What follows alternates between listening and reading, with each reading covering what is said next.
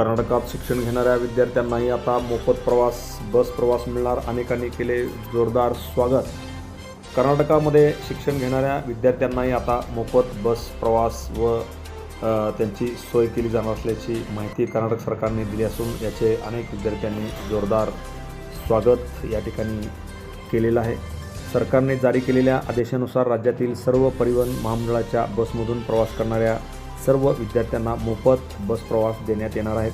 यापूर्वी विद्यार्थी बस पास योजनेत एकूण खर्चाच्या 50% रक्कम सरकार, 25% रक्कम परिवहन महामंडळ व उर्वरित 25% रक्कम विद्यार्थी भरत होते.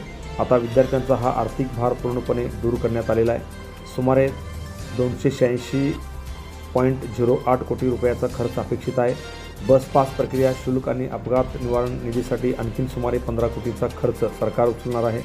30 मे ते 9 जून या कालावधीत सवलतीच्या दरात 19,792 विद्यार्थ्यांनी पास वितरित केले होते.